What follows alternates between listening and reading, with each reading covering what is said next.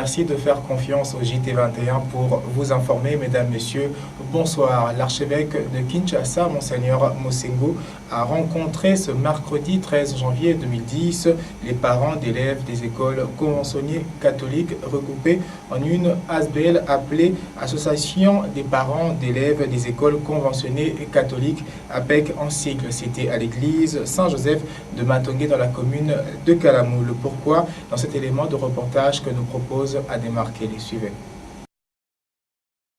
Le bon fonctionnement des écoles dépend de plusieurs facteurs, dont la mise en commun des efforts entre l'État, parents, enseignants, passant par les enfants eux-mêmes. Le prélat catholique, l'archevêque de Kinshasa, Laurent Mosengo Passignan, après avoir initié de mettre fin à la mauvaise gestion des chefs d'établissement et à l'exagération dans la fixation des frais d'études demandés aux parents, a créé ce qu'il a appelé le Fonds commun des solidarités, une sorte de caisse unique pour essayer de voir clair. Mais il faut noter que ce fonds a été créé sans que les parents n'aient été au préalable associés, ce qui lui a valu autant de critiques.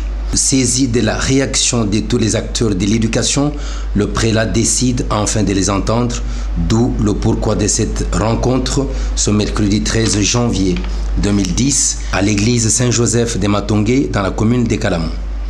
Profitant de l'occasion, les parents concernés réunis dans l'ASBL dénommée APEC, Association des parents d'élèves des écoles conventionnées catholiques, ont tour à tour pris la parole pour dire tout ce qu'ils pensaient de l'initiative du prélat, à l'exemple ici en image du président national de l'APEC. Monseigneur, les lieux que vous avez choisis, c'est un lieu historique pour l'APEC. Parce que l'APEC est née dans cette église ici. Évidemment, le président provincial de Kinshasa a dit les raisons qui ont poussé à la création de l'APEC, mais je voudrais ajouter quelque chose.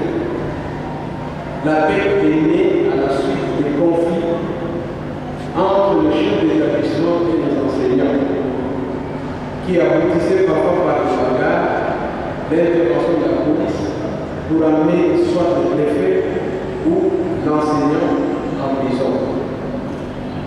Et l'évêque de l'époque avait estimé qu'il était temps d'éviter tout le monde pour qu'on réfléchisse autour de cette situation afin d'éviter des conflits dans les écoles catholiques, lieu par excellence considéré comme un lieu où la paix doit être. Au sorti de la dite rencontre, interrogé par nos reporters, l'archevêque de Kinshasa s'est exprimé en ces termes. J'ai reçu les parents parce qu'au cours de ma conférence de presse du mois de septembre, j'ai dit que je les recevrais. Et j'ai dit pourquoi je ne les avais pas reçus l'année passée.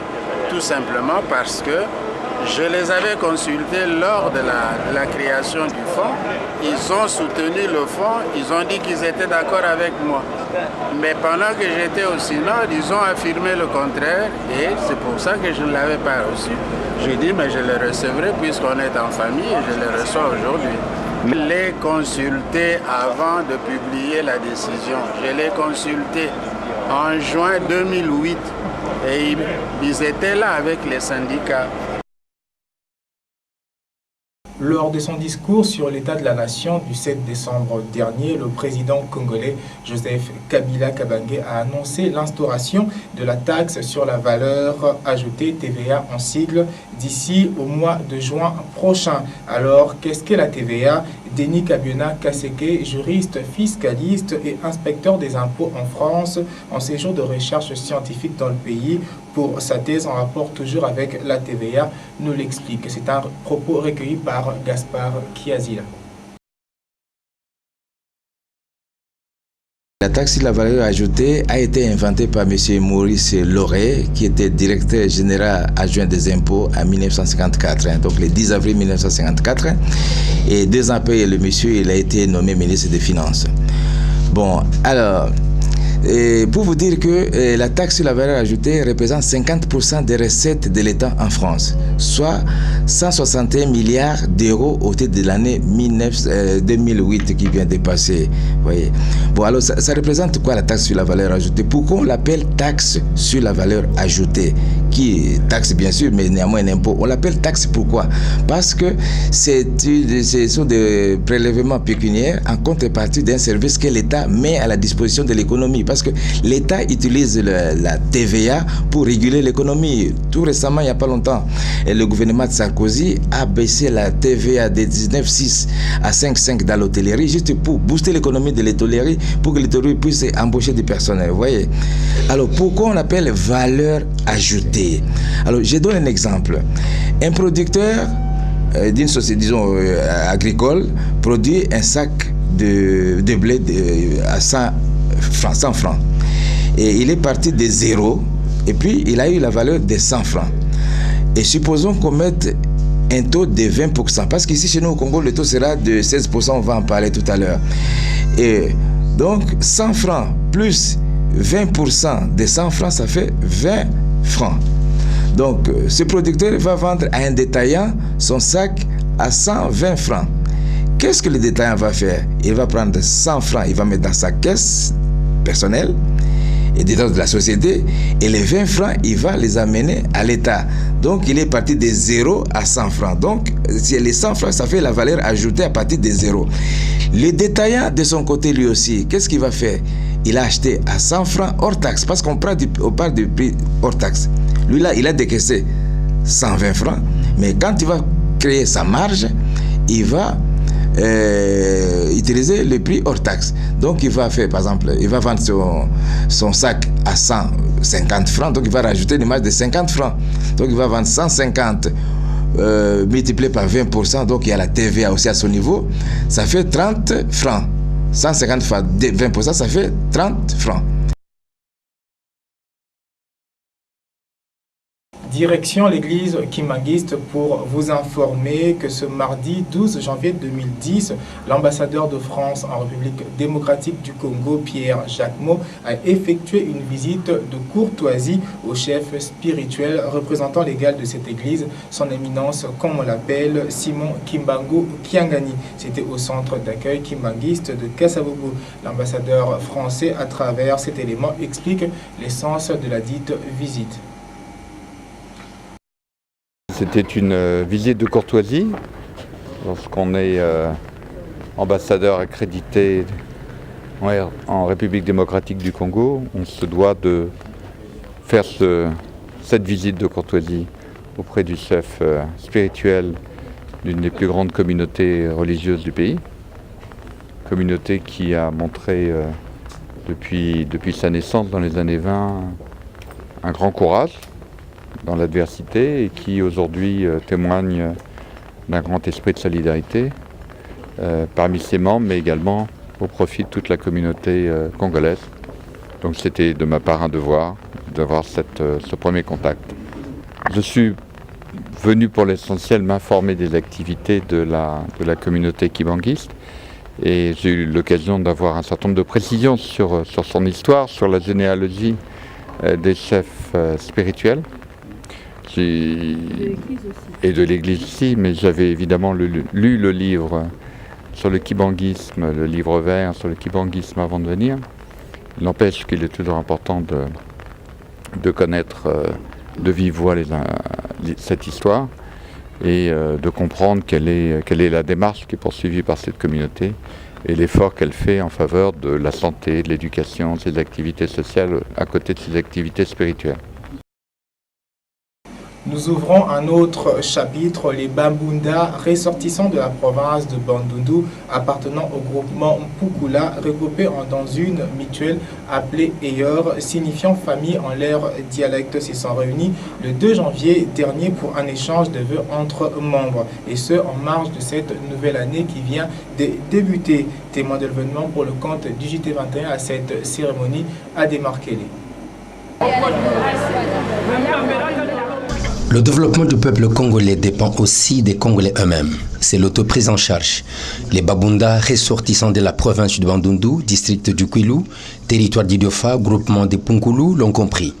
Regroupés dans une mutuelle appelée Eyor, ce qui signifie famille en langue locale, se sont retrouvés le dimanche 3 janvier de cette année dans la commune de Massina, au numéro 44 de l'avenue Kimbangu.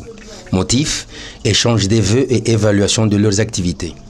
En respect à leur culture, son président est reçu avec chant et danse et adresse ses vœux en Kikongo, l'une des langues nationales qui compte la République démocratique du Congo.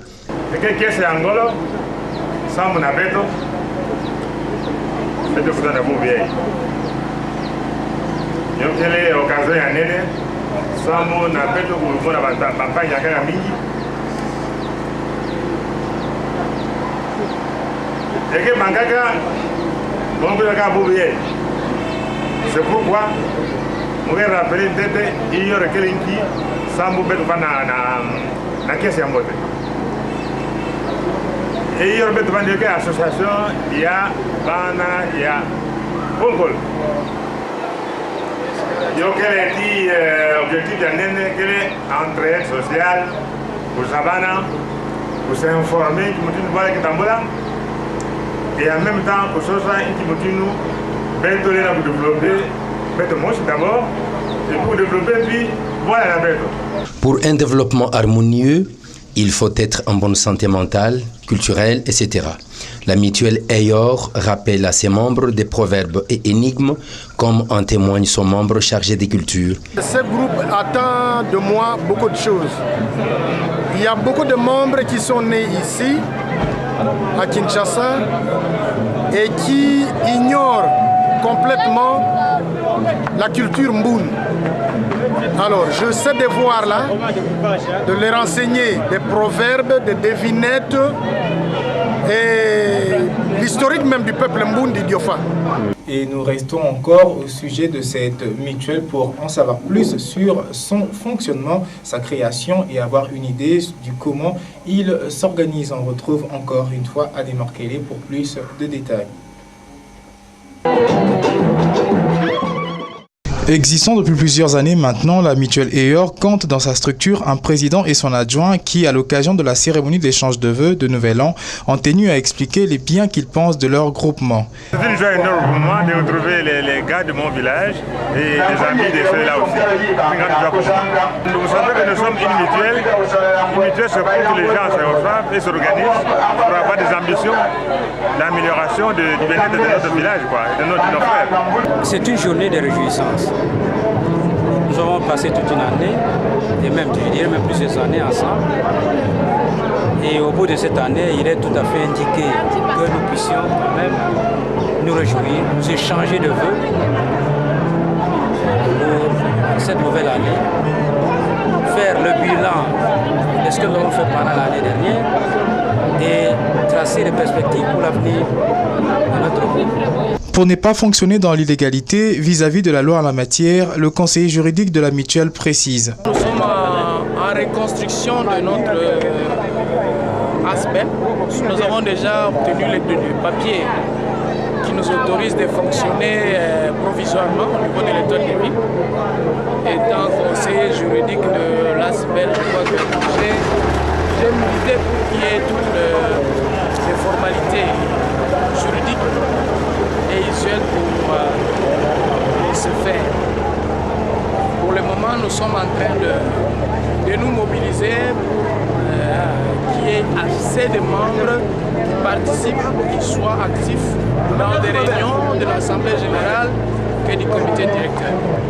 Pour son histoire, créée en 1994, la mutuelle Eyor n'a été reconnue officiellement que plus tard en 2008 par les notaires, grâce aux efforts personnels du président Boulanza Théodore, un véritable parcours du combattant. Et puis, incroyable mais vrai, c'est un événement qui a eu lieu au centre hospitalier Kimbanguiste se trouvant sur l'avenue Kassavubu dans la commune portant le même nom où un bébé de sexe féminin est né le soir du lundi 11 janvier 2010 dans ce centre avec une malformation congénitale. Des détails dans ces explications que nous donne la femme accoucheuse et la responsable de ce centre. Ezalaki mukolo ya lobi le nadati ya le 11 à partir à 19h30 maman ayaki to recevaki maman na moment o totalaki to yebaki pe déjà ki azana position siège mwana wana tango azana kati l'air to vandi quelque temps après moment accouchement et salemi to moni ke mwana ayeko botama avec malformation congénitale na position siège. Tomoni sikoyo ke azaki na problème ya malformation congénitale ya ba membre inférieur. Mais yango pété muto eko sala ke mama zala troublé ou soit azala perturbé po ezali kambo eyaka eza ba biloko moko eza kati na médecine yango to ko encourager pe ba maman nyonso bazoya na ba échographie bazoya ba consultation prénatale il faut quand même échographie ezalaka ba mona ngo likambo passe te et likambo pamba pété parce que c'est très nécessaire parce que soki to miyebela ki déjà maman na biso to pesaka déjà bon ya échographie soki to miyebela déjà et que ça c'est échographie na ye to ngato ezana manière nini to kaka ko sala pona ko intercaler eloko wana e la maman biso te tant babengi biso na tongo ki maman awa tozala mwana botami avec malformation congénitale ya membre inférieur to sala ki tout poto joindre pe ba konzina biso ya département pe ya bureau central et infirmier superviseur azana nzela azakoya tant to komi na zwaki na tata donc moboti tata ya mwana na bengi na bureau na sololi na ye na lobi na ye papa circonstance nyo se bongi to kumisa nzambe pamba te ezali 4e accouchement ya misato eleki ezalaki malamu o 4e to zui mwana azana malformation likambo liboso photo ndima ya ye nanu to accepter mwana na to rejeter été puisque à part malformation ya membre inférieur mwana azali na ye bien azali mwana to ko vivre na ye akovanda donc toza kozela mwangonga mi balé mi muke ba pédiatre ba koya batala po ba koma kisi mais azali mwana oyo biso na minute to ko boma été puisque Nous poursuivons ce journal. Un bassin d'eau issu du terrain golf de Gombe s'est de nouveau créé sur l'avenue Mouchi, précisément à son croisement avec l'avenue Mont des Arts dans la commune de la Gombe. En effet, selon les normes prévues, ces eaux devraient être évacuées par la voie souterraine jusqu'à la rivière Gombe. Par faute de vieillissement de conduite qui permettent cette opération, ces eaux traînent sur l'avenue Mouchi, rendant non seulement cette partie impraticable, mais créent également une source de maladie contre la population de cette partie de la capitale congolaise. Images et commentaires avec ce reportage que nous propose Bienvenue Malin Foukila.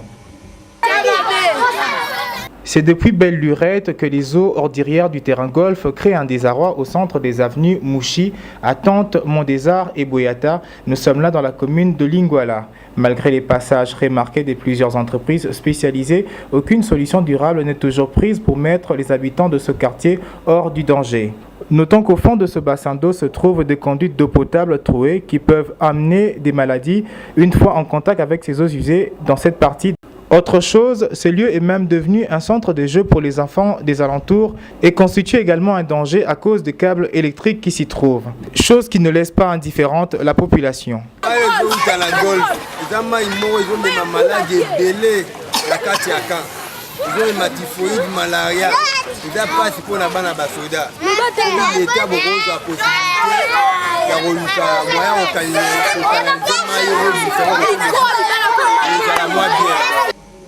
Comme annoncé tout à l'heure, place à présent à l'intégralité de l'interview que nous a accordé un expert du domaine de l'impôt fiscal sur l'importance de la taxe sur la valeur ajoutée. Suivez, c'est vraiment intéressant. Bonjour, monsieur Denis Kabiona Kaseke. Bonjour. Voilà, je signale ici que vous êtes juriste fiscaliste. Vous êtes juriste fiscaliste, comme je l'ai dit. Avec vous, notre préoccupation est de développer en quelques lignes l'importance de la taxe sur la valeur ajoutée, TVA en cycle, dont vous faites d'ailleurs des recherches pour votre thèse, si je ne me trompe pas. Oui. Voilà, d'entrée de jeu, dites-nous, c'est quoi la taxe sur la valeur ajoutée, TVA en cycle? La TVA, la taxe sur la valeur ajoutée. Bon, ben, c'était pour vous dire que, d'abord, j'essaie de parler de ça dans la presse. La taxe sur la valeur ajoutée, je parle un peu de l'historique, après je vais présenter le mécanisme. Et la taxe sur la valeur ajoutée a été inventée par M. Maurice Lauré, qui était directeur général adjoint des impôts en 1954, donc le 10 avril 1954. Et 2 ans après, le monsieur il a été nommé ministre des Finances. Bon, alors, pour vous dire que la taxe sur la valeur ajoutée représente 50% des recettes de l'État en France, soit 161 milliards d'euros au titre de l'année 2008 qui vient de passer. Voyez. Bon, alors ça représente quoi la taxe sur la valeur ajoutée? Pourquoi on l'appelle taxe sur la valeur ajoutée? Qui est taxe bien sûr, mais néanmoins un impôt. On l'appelle taxe pourquoi? Parce que ce sont des prélèvements pécuniaires en contrepartie d'un service que l'État met à la disposition de l'économie. parce que l'État utilise la TVA pour réguler l'économie. Tout récemment, il n'y a pas longtemps, le gouvernement de Sarkozy a baissé la TVA de 19,6 à 5,5 dans l'hôtellerie, juste pour booster l'économie de l'hôtellerie, pour que l'hôtellerie puisse embaucher du personnel. Vous voyez? Alors, pourquoi on appelle valeur ajoutée? Alors, je donne un exemple. Un producteur d'une société, disons, agricole, produit un sac de blé à 100 francs. Et il est parti de zéro, et puis il a eu la valeur de 100 francs. Et supposons qu'on mette un taux de 20%, parce qu'ici chez nous au Congo, le taux sera de 16%, on va en parler tout à l'heure. Et donc 100 francs plus 20% de 100 francs, ça fait 20 francs. Donc ce producteur va vendre à un détaillant son sac à 120 francs. Qu'est-ce que le détaillant va faire? Il va prendre 100 francs, il va mettre dans sa caisse personnelle et dedans de la société, et les 20 francs, il va les amener à l'État. Donc, il est parti de 0 à 100 francs. Donc, les 100 francs, ça fait la valeur ajoutée à partir de 0. Le détaillant, de son côté, lui aussi, qu'est-ce qu'il va faire? Il a acheté à 100 francs hors taxe, parce qu'on parle du prix hors taxe. Lui, là, il a décaissé 120 francs, mais quand il va créer sa marge, il va utiliser le prix hors taxe. Donc il va faire, par exemple, il va vendre son sac à 150 francs, donc il va rajouter une marge de 50 francs. Donc il va vendre 150 multiplié par 20%, donc il y a la TVA aussi à son niveau, ça fait 30 francs. 150 fois 20%, ça fait 30 francs. Il faut qu'il y ait une synergie entre les administrations, entre par exemple la DGI et les affaires foncières, avec l'INSS, avec les banques, et que la DGI soit informatisée, qui est les sites internet et intranet, parce que sans ça, on ne pourrait pas s'en sortir. Parce que pour savoir par exemple quelqu'un qui a une cinquantaine de maisons, la DGI ne peut le savoir que s'il y a une interconnexion entre la DGI et les affaires foncières. Voyez. Et puis, pour compléter aussi, il faut qu'il y ait une campagne au niveau de la télévision, des panneaux partout. Qu'est-ce que c'est la TVA? Qu'est-ce qu'on va... Et puis la facturation. Il faut qu'on dise aux gens ce qu'il faut faire. Parce que sans la facturation, on ne peut pas s'en sortir. Et puis qu'on recourt aussi aux moyens modernes de paiement, la monétique. Et puis, comme dans des pays européens, par exemple, un opérateur économique ne peut pas, par exemple, encaisser un montant de plus de 1500 € en espèces. Donc, il faut que ça soit par virement bancaire, soit par chèque, soit par paiement avec carte bancaire, quoi. Et en ce moment, que direz-vous aux Congolais qui, pour eux, la TVA risque d'être une surcharge sur leurs dépenses? Que direz-vous à ces Congolais-là qui ne comprennent pas encore la TVA et qui ne voudront peut-être pas accepter ce système-là? Je pense que les Congolais changeront d'avis si effectivement ils veulent retomber de cette TVA. C'est-à-dire que la balle est dans le camp des gouvernants aussi. C'est-à-dire qu'ils montrent l'exemple. La meilleure autorité, c'est l'exemple. Voilà, dire, écoutez, ce que vous avez payé comme argent, voyez ce que nous avons fait. Bon, on peut prendre l'exemple des vignettes.